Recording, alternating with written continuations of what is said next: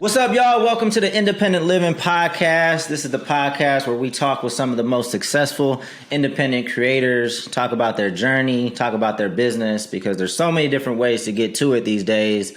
I think everyone will have a pretty unique story. And today, this is a cat I've been following for a while. I'm always supporting my Bay Area artists. I consider it my second home. I was just telling Guap that I keep my 510 area code, and I don't think I'm ever giving it up. But welcome to the Independent Living Podcast, Guap. Man, I appreciate you joining us.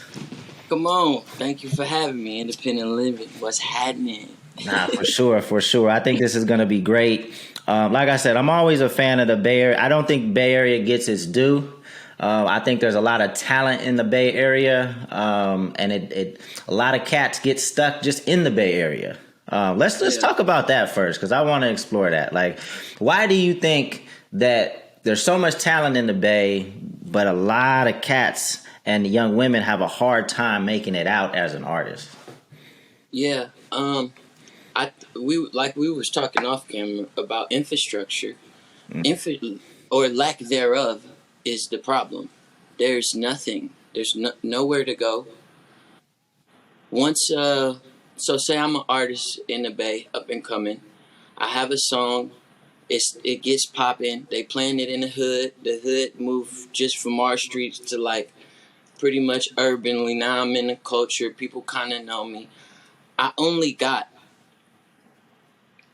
6 clubs to go to in the whole Bay. That's really super only hip hop that they will allow, because you can't count none of the San Jose clubs. You can't even dress like a black man in there. It got to be formal business. So that don't even count for the culture, because fans not coming to that show. So you really only got 5 to 6 actual places where you can go perform at. Damn. And then you compare that to somebody like anywhere in the South, anywhere on the East Coast, they got like 15, 20 spots to try to pick up that bag from. Right. So we already at a deficit, because there's nothing to infuse the music into besides the culture on the street. It's the same culture on the street who in all the entry-level bars and spots, but like it's so local, it's hard to push somebody up that everybody knows, who's just been like everybody cousin from now to like the number one hot dude, because he popping on the internet. There's nowhere for him to go. Most of the times people gotta come to LA, and that's when they really start trying to run their bag up. But even here, it's not too many clubs that you could go to, but the labels are here. Right. We don't even have that. So there's literally nothing. Right.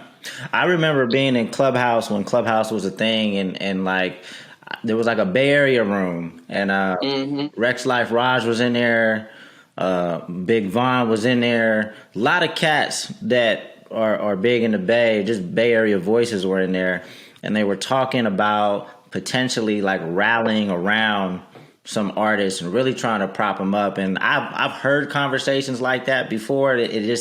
But it stops at Clubhouse or wherever that conversation's happening. It doesn't actually get executed. Were you part of that conversation, or did you hear about it? Or I was in a couple of them. I gave my 2 cents on them.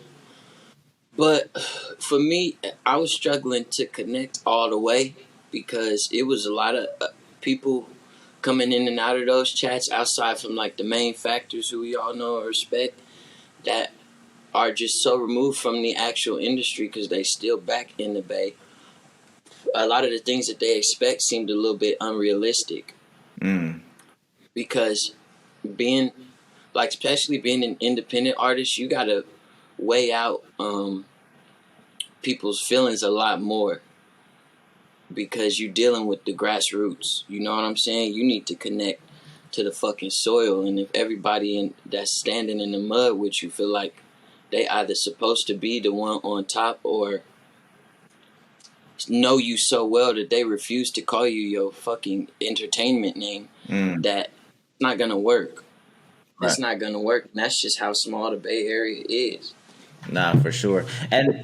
And so You haven't how? So your first project came out in what, 2017? What was that? That Scamboy mixtape? Yeah, Skateboy Color. So 5 years. It might seem like a long ass. Oh, there we go. I center the camera a little bit. I just center it if you can. There you go. Yep. Now, 5 years might seem like a lot of time, and I know you've put in a lot of work, but that's really pretty fast, like to get to where you are, right? So I know you probably didn't just start rapping in 2017, but how did you start to get your initial traction and start to build like your initial community? Off my personality, I kept going viral and I couldn't stop it. Motherfuckers just gravitated towards the things that I was saying. I only had one song popping at the time. No Streams was kind of going up with my first video, but I was struggling to get it to connect because I didn't say my name in the first video. So that's when I started saying, "Hi, I'm Guapdad 4000" in front of everything. I was like, "Fuck it, don't know my shit." So but what other content were you putting out if people were connecting with the personality? Like, because that's the thing. I mean, I think with anything, like, people have to like you. Your music will sound better to people if they like you, right? So it seemed like you really started to get people to gravitate to your personality. Were you just talking on the internet? Were you dropping some type of clips? Like, how were people finding out about you?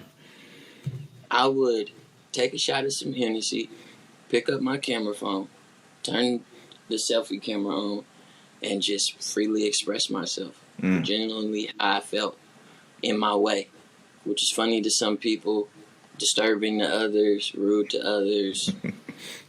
Like it just invokes thought and emotion.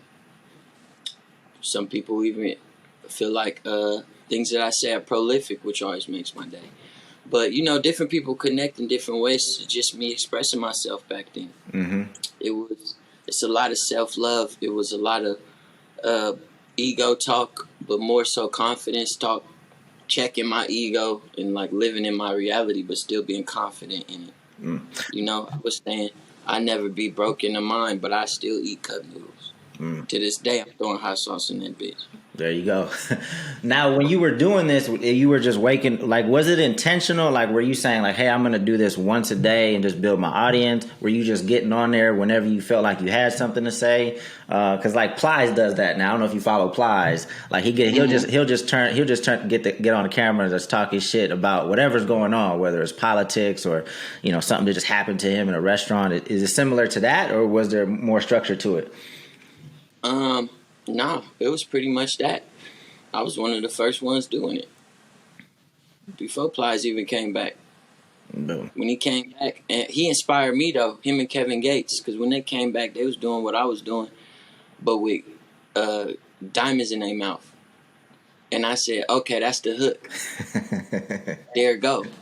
That's how I look like a rapper that I want to be, that I am. It's that. It's just I got to hit certain visual cues that are popping up in people's head and relating me in the same category as these people talking shit. More so than Fat Boy, Shiggy, all the funny niggas. They was doing it too. Right. Some of them was actually doing that before me, but mine was a little different. I seen it was connecting with black women a lot more, and they related. I was talking cash shit, and it was a lot of strippers, dancers, sex workers fucking with me too, because them the only bitches that had the money to relate at the time.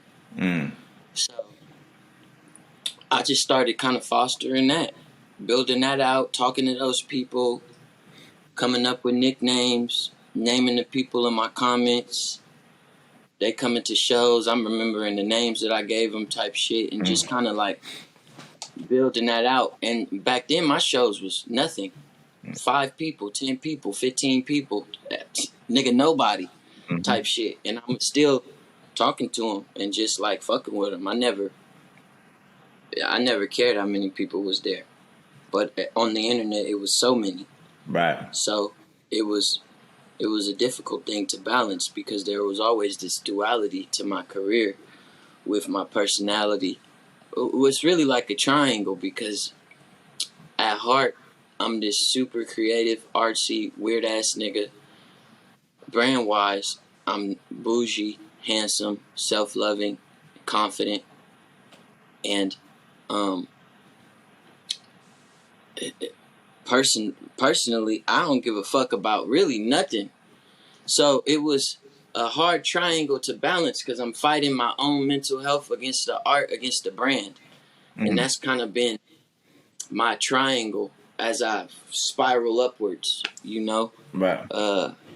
I think what sticks out to me is that there's just a high level of authenticity around. You obviously are a unique cat. You have a unique perspective, but it's a very authentic delivery. I could tell that it's not forced, and if it is, you're doing a hell of a job as an actor, and you need to go into that. But, you know, especially me being around a lot of Oakland cats, you know, going to school pretty much right next to Oakland, I felt it was authentic. Now, is that I'm assuming that's important to you to keep it authentic and to just make sure this is you, this is who you are. Yeah, my main focus, and probably a demon that I battle with in this shit all the time, is making sure it's 100% authentic. As an independent artist, the temptations of being on the other side, what comes with being on the other side of this and involving yourself in the machine, can poison the process. Because you think about that when you make the music. You think about that sometimes when you look at your numbers or in these conversations. You feel like you want to take the shortcut. It feels like that, even though it's the same fucking work on the other side, even more, plus more money that you owe. But, you know, it's still hard to blur that line, even knowing what I know. That shit still creep into the creative process and affect how the music is made. And that's why I try to take those things in stride, knowing what makes a song better or knowing how to improve from the macro standpoint. And then, man, I do so much work, so much contemplation and thinking, practice about how to apply it to myself and then do it in my own way. Right. Because that's the only time that it really connect. Right. What platform were you using? Instagram to have these conversations with your fans, start to build your community? Was that the primary platform, Instagram? Yeah, Instagram and Twitter. Okay. Now, and then, so when did you start seeing success musically? Like, when did the music start to pick up? You know, I think it was after I dropped my first music video in LA, which was called Flossing. I had some success with Scamboy, and that was like my entry, and it was like, okay, who is this? The buzz started happening, but people in Oakland didn't accept it. So my next shit was in LA, and I was kind of focusing in LA because I was trying to be so Oakland centric, but I was talking about scamming so early. Motherfuckers was calling me a snitch. They didn't like it. That's why they didn't accept it, because they felt like you were snitching. I'm not familiar. I haven't listened to that project, but can you tell me a little more about that? Like, I just talking about scamming and showing it in my music video, but I didn't bring up a method. I didn't describe how to do shit or nothing.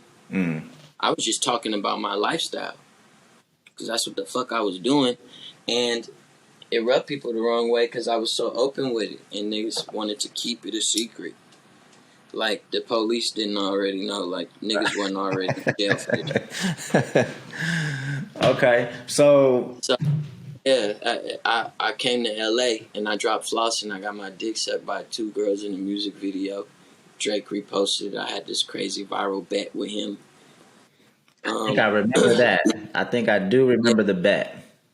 And shit started picking up from there. That would roll over into a relationship with Dreamville, which led me to get my first plaques and a Grammy nomination. And from there, the foundation for the notoriety was set at that point, which kind of continued into a lot of moments I maximized. And I made sure I collabed with a lot of great people on my second project, Dior Deposits, 2019. So by then, my streams was up. I'm in the millions at that point. Tory Lanez, Snoop Dogg, Chance the Rapper, Charlie Wilson, everybody from the Bay on the project, E40, Slimmy B, Nefta Pharaoh. It was a good shout out to my brother Black from Atlanta. So Niggas showed me love and they showed out, and things started picking up from there. okay. So one of the things that I wanted to talk about is something I think you're a master at a few different things. I mean, maybe even more, but the things that I've pulled out is, number one is just your network and the way that you're able to build relationships with other artists in the industry. I'm always a fan of collaboration. I don't think independent artists do it enough. I don't think enough independent artists share each other's fan base. I think there's sometimes too much ego or hesitancy to reach out and connect. But is that something that you've made a priority? Is that something that is just natural to you, just based off your personality and how you vibe with folks? How intentional is the networking and the collaboration for you? It's super intentional now, but I still like it natural because it comes natural for me. I can talk to people no problem. Anybody. I don't give a fuck who it is, what race, ethnicity, even a racist. I've done it. So like, yeah, this shit come easy to me. So I like to keep it easy, but I do move with a certain intent because I know now when I go outside, that's how I live. That's how people perceive and communicate with me. So I try to use it to my advantage the most that I can in the most non-vulture ways that I can. You know, I'm even aware of how malicious it could be. I could be being not. And I could, I feel like I'm decent at connecting and building with people, but I know that just, again, going back to your authenticity and just kind of the genuine nature or just energy, even on this podcast, I could tell like why people just rock with you. For sure. Now, I know you've had a lot of big songs with big features. I know you got a great relationship with like Smino. You got a big song with Thundercat. How did some of these bigger collaborations like come together? Man, it's crazy because you said it, like you juiced me. This is I get juice from this, right? Because you said, man, you got all these big collaborations, Smino, Thundercat. Like, how did these go? Man, them is my brothers. These I will fight for. They'll fight somebody for me. Smino done already tried. So, nigga, it's tight to hear that. But that's how they came across, man. I met these niggas and just developed a relationship. Like, you meet people and you just know they cut from a similar cloth sometimes. If be kindred spirits with people. And then also the more I become self-aware too, and learn about myself, the more that I know why I connect to other people, like mental health shit like that. Problems. A lot of artists suffer from the same problems, chemically. You know what I'm saying? We got the same issues up here. So you meet somebody who just as cool as you, but just as troubled as you. Oh, y'all feel like y'all just as talented as each other. It's just so kindred that something has to happen. I didn't ask Thundercat to get on that song. He thought of me because I had set up the brand and we was just friends, and he finally had a song that I could fit on. He makes dance, jazz a lot, very intricate. I don't understand most of that shit. I don't even understand the chords. You know? He knows that. So we talk about different things, and then one day he had a song that I just kind of fit on, and it happened to be one of his biggest songs. And we got to do the remix, me and Smith. So it's shit like that, man. Just relationships. I do think that I am a marketing genius, though. I pride myself on that. And I try to just better myself and keep myself humble, but, know my wins. I think the only nigga in music who is a better natural networking marketing than me, only just because he's done more, is probably Rich the Kid. That nigga can album with anybody. NBA young boy Lil Wayne, he take Bryson Tiller out of retirement. Drop a what a god. Yeah. No, I think you've done an amazing job at like really like honing in on your brand and what you represent. So, and we already talked about it, like you network and you build good relationship with people. So I think that when people have an idea or a project for something that's in the realm of your world, like it's easy for them to be like, oh, let's hit up Guap for that. Yep. And I would imagine that you were fairly easy to get a hold of and get on this podcast. So I would imagine that you're fairly professional, with other people, and you make that part easy too. That's a big piece that I think a lot of artists drop the ball on, just in terms of lacking professionalism, maybe showing up late or just not doing what they're supposed to do. Is that something? Am I off on that, or is that something that you're mindful of as well? Yeah, showing up late was probably my biggest problem and what might still hinder me now. But everything else is, I don't never show up with no attitude. I don't have no work ego. I introduce myself to everybody on set, the cameraman, the sound guy, nigga holding the boom, like everybody. Meet me in the whole building.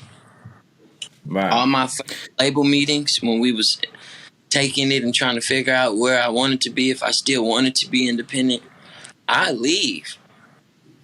When it's time for me to go, after I get done doing my little dance, you feel me?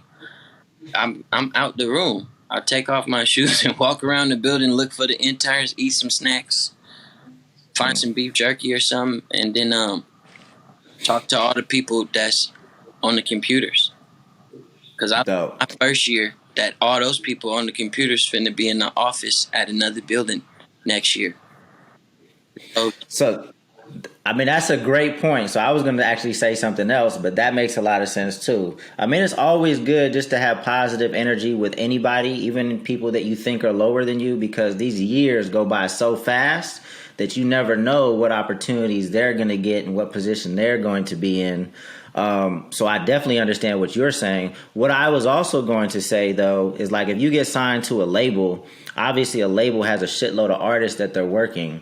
And a lot of those people that you talked about, like going around and introducing yourself and having some meals with, they're going to be working on projects. But a lot of times they're working on so many projects, they might just be half-assing stuff, trying to get it off their desk. But if they really know you, if they take an interest or a liking to you, you have to work the whole building in order to get the most out of a situation. If you were to sign, so that's extreme. That's definitely the right attitude and approach to take if you were to sign. Obviously, you haven't signed yet. Is that something that you're even considering, or what is the end goal for Guap at this point? I do think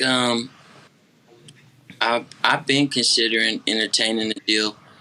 I've laid the independent framework for me to at least feel comfortable here. My lifestyle, what I want to do, is getting paid for. I pay my mama rent every month on top of mine. And I think that I'm in the position to want to even take that risk. Even if it fucked off, I still have loyal people that still love me. You know what I'm saying? I'm not like, I got a safer bet. So I could if I wanted to. I think that the music that I'm making now is some of the best I've ever made. And I'm just so excited to see where that takes me. Maybe one of those works so well, I need to do something big. We'll see. Dope. But for right now, I'm just kind of focusing on making the best shit I can possible, because that's what yields the best results. That's how I keep this shit moving. That's how I keep all those relationships that I've developed happy and motivated to still want to work with me in the future. They see me getting better, see me doing more, see me still at it. It's a visual game too. On top of saying too about the building, I like to tell people, like, man, I'm my own label services, bro. I know everybody at every DSP and they love me. all I have to do is never make them look stupid. I already all of their proof of concepts when they was interns. Dope. So that's how I move. That's dope. So obviously the podcast called Independent Living. I support independent artists, but I'm not anti signing a deal if it makes sense and if you're ready for it. I think somebody in your situation, you have a nice independent catalog. You know, you got other revenue streams going. If you found the right situation, it's like, well, why not? If you feel like they could really amplify what you're doing and take it to the next level. I think having that catalog is huge. The song Bali. That's you by yourself? That's me and Rich Brian, who is from Indonesia. Okay, so how did that? Because that song has a shitload of streams. I think it's approaching like 30 mil just on Spotify. Yeah. Like, what's the story behind that? And was there anything that you did to make it go up, or was that just something that, hey, this fan started fucking with it and it went up? Man, we did that in the middle of quarantine. Like, me and Brian couldn't even physically link up to record that. So I was like, fuck. But we did some charity with the music video, and that kind of went viral. We gave out a lot and donated to a lot and helped who we could with the money that we had for the budget, you know. And it was just like a moment of happiness for a lot of people, especially for his home country of Indonesia. He did some charity for them out there as well. And I think that they needed that. That his fans needed that. It was just kind of like a very wholesome but fun moment with like a banger ass beat. And I hate using the word banger. That shit clap. But I think that the pieces just fit. Right. When shit is dope like that, you will yield the results, man. So another thing that I want to call to people's attention, because I think it's something that artists need to think about, on top of you networking, on top of the confidence, on top of the authenticity, on top of you being so comfortable on camera, you're really good. You just talked about it. Like, you're really good at creating moments.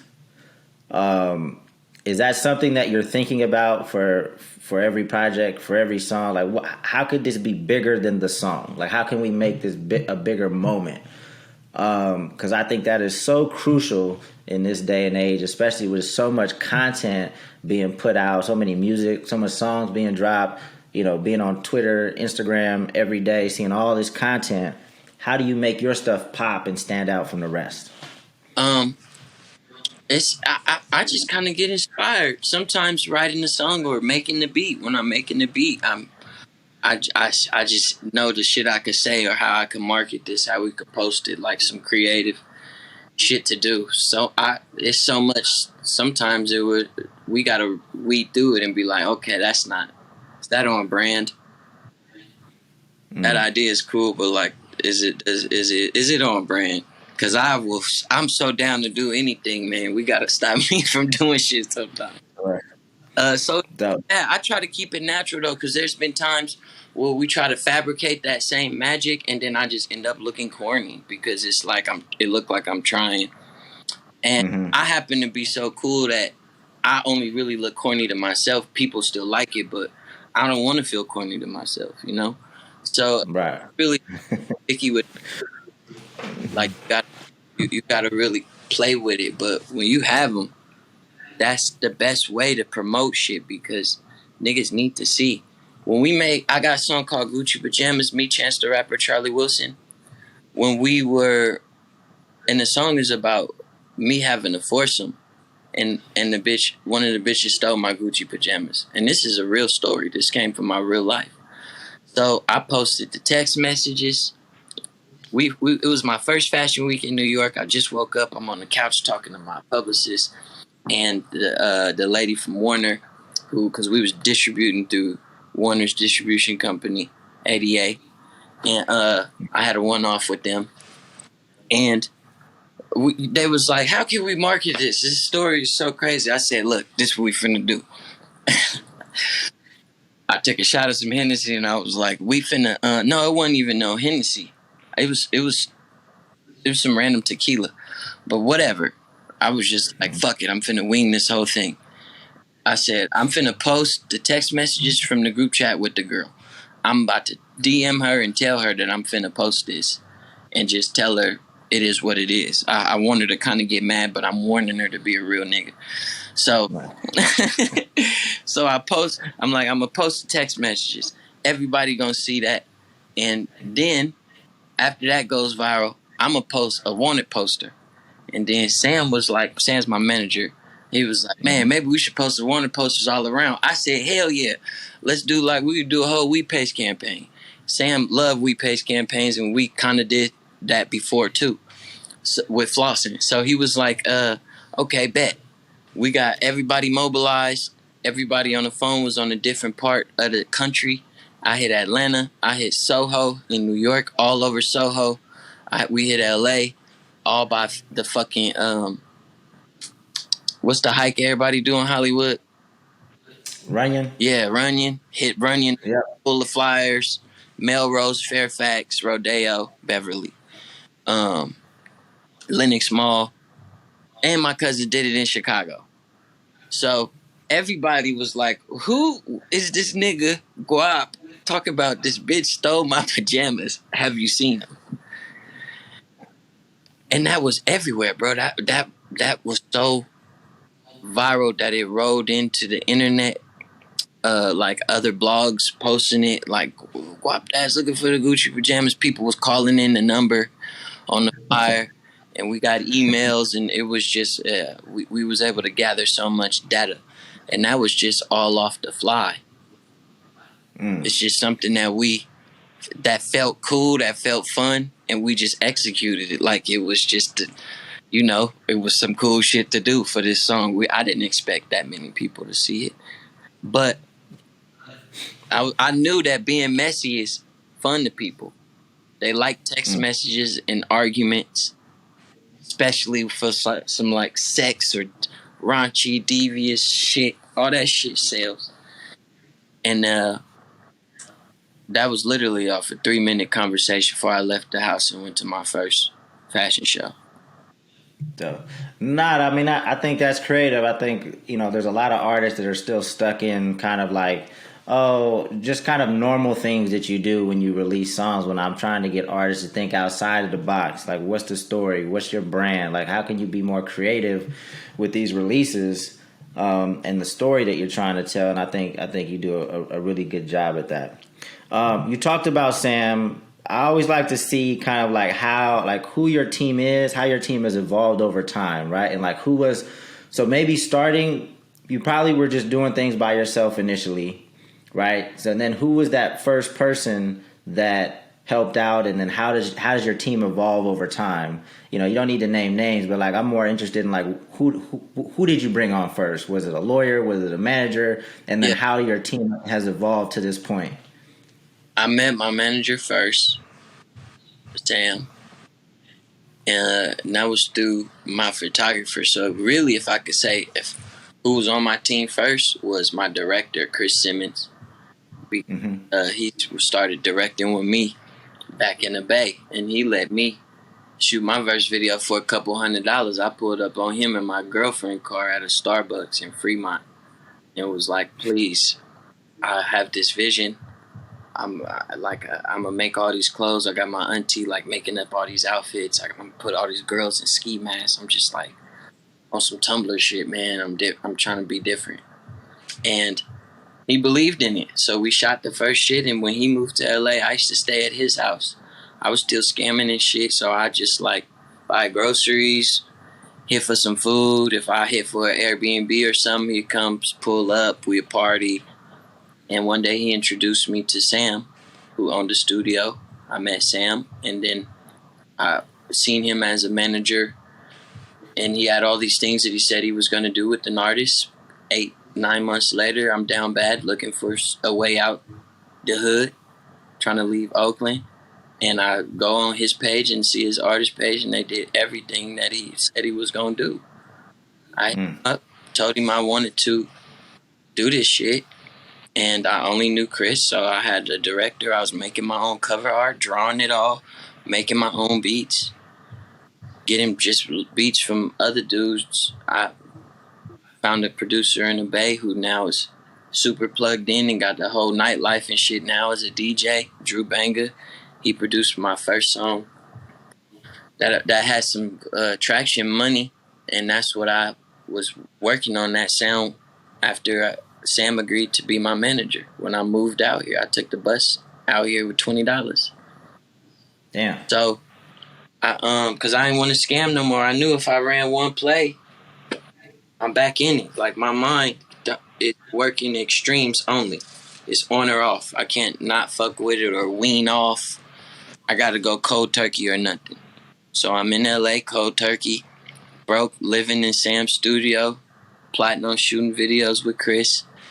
I then need to go into a deal with Sam because we had like a 5-year plan that we was finna write down, and I kept going viral, so that turned to what we doing in this next 6 months type shit.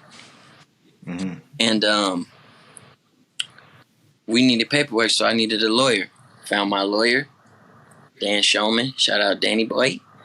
And he led me to my business manager, Michael Leonard, and with Leonard Business Management. So from there, I was in LA, starting to move around, got my first apartment, moved out the studio. At this point, I'm looking for assistants. I maybe like had 20 assistants just to move me around. I need somebody with a car. I don't want to buy a car because I need to be on my phone. So I'm like, and I don't even want to drive. So I'm like, all right, I'm running through assistants and just firing them. As soon as the car go bad, I'm firing them. Nothing for me. I never wanted to do my laundry. I still ain't did my laundry a day in my life living in LA, going on 5 years. That's something I said I'm never doing. As soon as I get out the hood, I'm never doing my laundry. I don't give a fuck how that sound. I'm tired of that shit. I was broke in the laundry mess, trying to steal detergent from the niggas next to me. I don't like laundry. So at that point, I'm like still with the same people because I can't find good help. I'm looking for producers, linking up with people. Niggas is going in and out. I meet a producer named James Delgado. He came out to link with me. He had previously done some stuff with Sam, and James started coming around as an engineer, but he was really just a producer. We learned later, a couple years later, that the nigga scammed us. He scammed me. He never opened up Pro Tools in his life until he got to the studio that day to prove that he was an engineer. This nigga was just driving from where he was from, so it's like, this is a long drive, and listening to YouTube tutorials on Pro Tools. So one of them tutorials, and it's crazy because I remember that night, Sam pulled me to the side, was like, "Hey, you like this nigga? Is he fast?" And I'm like, "Yeah, man, he know all the hotkeys." 3 years later, when he told us that he didn't know shit, I'm like, "Bruh, what was you watching?" He was like, "Man, I just watched like how to do all the hotkeys." Yo, I tell people, like, obviously coming up, you're probably not gonna, unless you get lucky, you're not gonna be able to attract or afford the best person at that time for that role. Yeah. However, you have to get the person that's dedicated to eventually becoming the best person for that role. Yeah, exactly. Right. A lot of people just want to be around when it comes to, like, especially management. You may not have the best manager now, but is that person dedicated? Are they learning? Are they, on YouTube? Are they networking? You right? Are they really dedicated to figuring this specific shit out, or do they just want to be around? Man, your manager got to be on YouTube. If your manager not on YouTube, he's not manager. The game's always changing. There's continuous education around these social media platforms, around new tools, new services, just how the industry evolves is so important. I mean, I know Sam's on top of this shit. I've known Sam for a few years now, probably more than a few years. He's one of the solid ones. He's one of the solid cats that I know in the industry. So I know that, you got a good one in your corner. Just a couple more things I wanted to talk about before we wrap this up. Now, your business, in terms of like the revenue mix, in terms of like the biggest percentage, like because some artists make most of their money from streams, some most from touring. You know, I know you know LaRussell coming up. He's got a whole different business model that's not dependent upon streams really at all. His streams not really popping, but his live shows and his, you know, his pay what you want situation, things like that. For you and your business, like what would you say you make the most money from? Top three. Top three. The number one is my brand relationships. Because of my rapport and you know the fact that people could speak on me in great ways, I just make everything look cool. I became a cool cosign.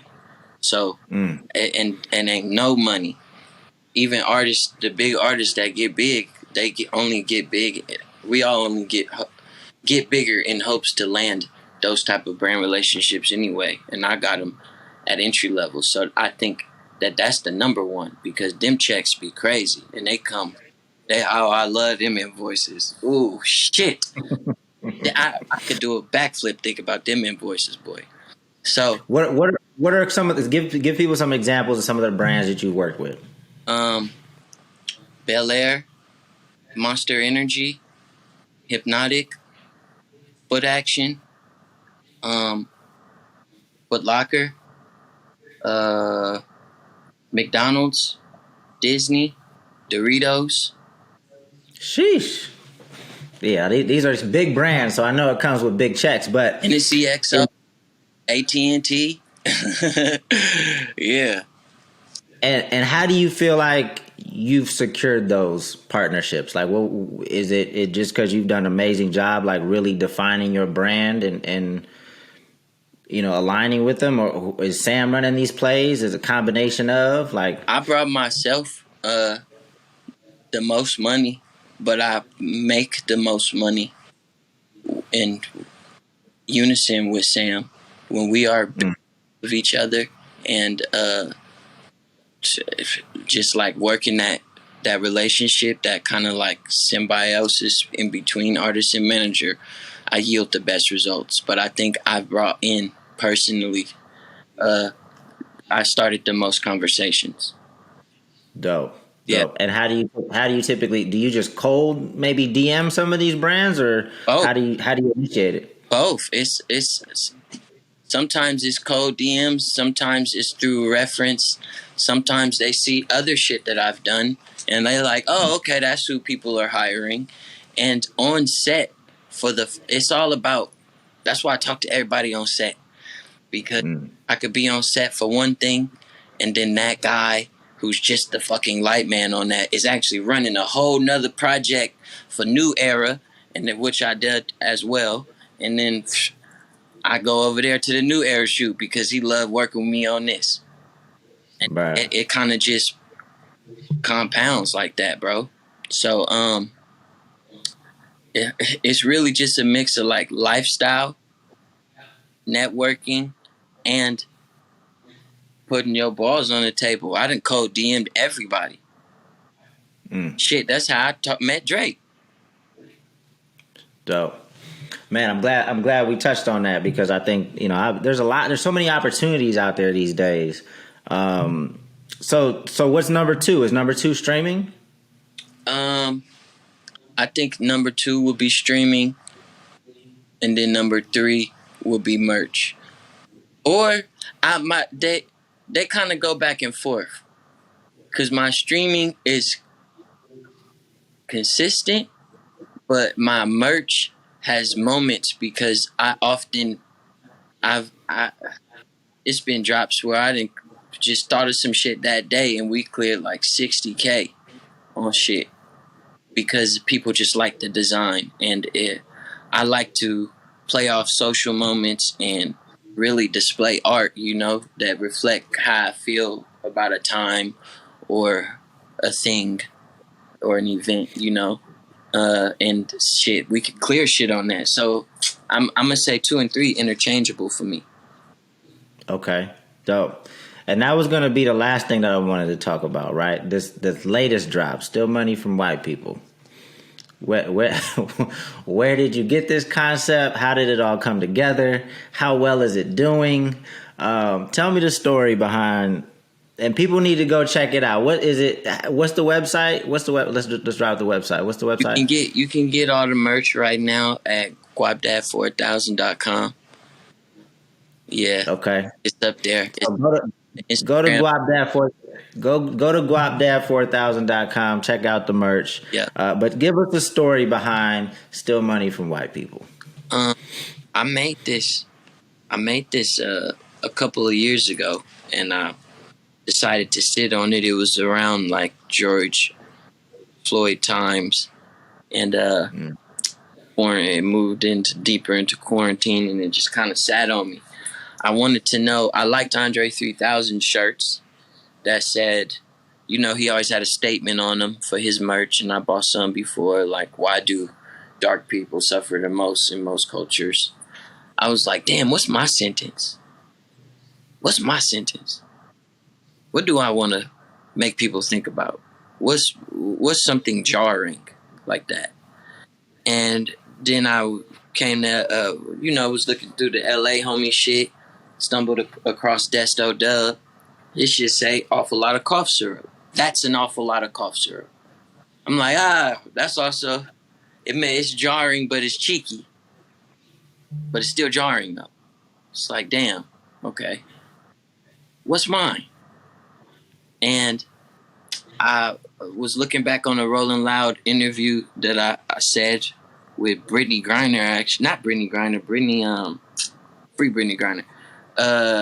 The OnlyFans Brittany, I forgot her name. One of them Brittany. Renner? Yeah. Brittany Renner? Brittany Renner. Okay. So I told her to make sure she steal money from white people because she was on OnlyFans. So I said, that's it. That's what I want to say, because it's deeper than just what I was talking about then. It's way deeper than that. So I decided to run with it, and I printed all this shit and made all this angry music, but I decided that angry music wasn't my brand, and I forgot about it for a year. And then I got into it with Guap after getting a cease and desist from them. So I was like, now is the time for me to remind people that they need to steal money from me. And just to bring people up to speed on that, you had a sweatshirt that said Guap, kind of in the same letters, or maybe in the same font as like the classic Gap. Yep. And that's how you got the cease and desist. Yep. You want to know what's so crazy too? We on it, and I'm only doing this because this is the independent podcast. I ain't saying it out loud, but I first cease and desist. That was a marketing ploy. We seen that from some nigga on TikTok did that shit. So I said, all right, I'm gonna steal that. We tried that, and the hoodie sold out because everybody thought it was gonna Gap send me the cease and desist, and it got so viral that Gap really ceased and desist me. Because they're really only coming after you if it taps their radar, and if it's a huge brand like Gap or Disney, it's probably not. There's another artist, I'm not gonna name his name, that I think is doing that right now. Because he's saying basically that Disney sent him a cease and desist, and with he's a decent sized artist, but I don't think Disney really sent it to him. Yeah. I think he's running the same play. Yeah, it's the same play. But I'm telling you, it worked, and I actually ended up getting cease and desist, so I'm not a liar. But that's how that happened, and then the fact that I really did get a cease and desist in like the time where they was doing all the shit with Kanye and shit. I was just like, yeah, this is the perfect reminder. Here it is, because I really had some other shit to say when I dropped that, and I feel like as soon as it hit the internet, people see my real intent behind people that bought it and still wear it. Feel that way. People still like it. People still wearing it. LaRussell, speaking to him, always showing me love and wearing it. Shout out to my boy. Much success to him. Good company. I just bought a hoodie. He always wearing mine, so I said I'm gonna film some shit in the good company. Dope, dope. No, I think that's dope, man. He brings that good energy as well. I've known him for a couple years now, almost 2 years.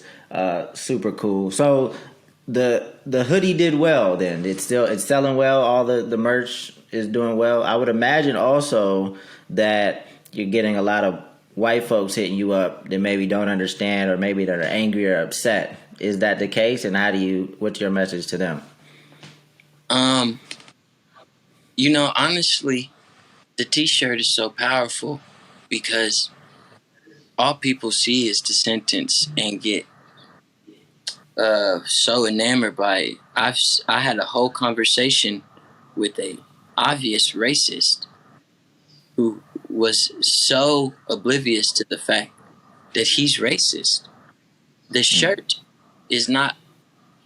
There's this. The power of the shirt is. Oh my God, this dog that came here. The power of the shirt is. Can you get him? I'm on the podcast. My bad. This is wow. It's all good. But the power of the shirt is when white people see it, they say, "Oh, yeah, you should do that, just not for me."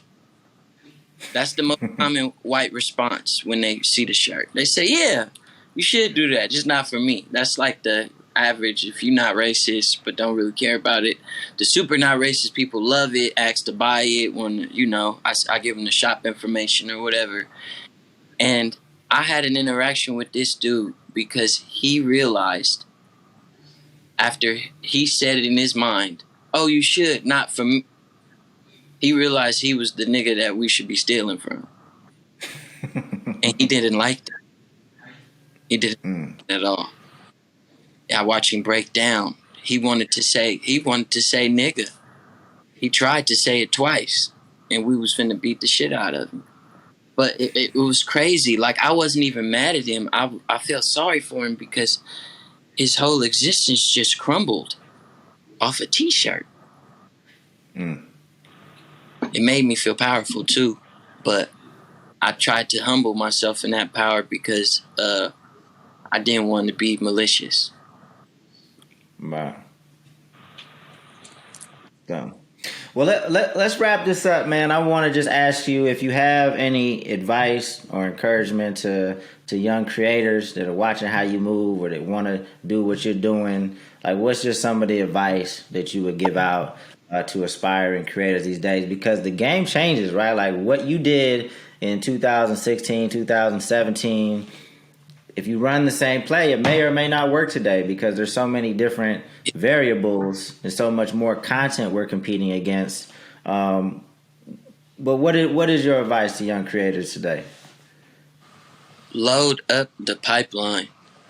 Work yourself into the ground. Just keep putting shit up in the air and hope it get on the board, bruh. If you don't got nothing, you not in no deal. You just you. It's nothing stopping you. Make the sauciest shit that you can make and put it all out as soon as it's done. Literally, do not wait on no big thing or no nigga to come cash you out or no bitch to pay for everything. Like, literally, be as saucy as you could be and just put as much as you can out. That's all that matter. Is being saucy and putting it out. Everything fall into place. You can employ what we've talked about, marketing and all that shit on top of it. But the only thing that you got to worry about, especially if you're independent, is being saucy. Dope. Nah, well, I appreciate you joining me, man. I think a lot of the things we talked about, I almost, like, just from watching how you move, even if you hadn't said these things before, it's almost like I kind of could predict what you were going to talk about. Everything that I've seen you do has been flawless in terms of, like, your brand, your story, your messaging, your confidence, your showmanship, your creativity. I think all the things that we talked about, if people watching this can only grab a percentage of that, I think, and apply it to what they're doing, I think they'll have some success. But you have all of that, you mixing it up and continuing to progress If you ever need anything from me or us or my team, I'm here, man. I'm right in the valley with you. So if I could help or support in any way, I would love to. But thanks again, man. I appreciate you joining the podcast. Thank you for having me, man. Shout out to the Independent Living Podcast, baby. It's a check. Yes, sir. All right, bro. Peace.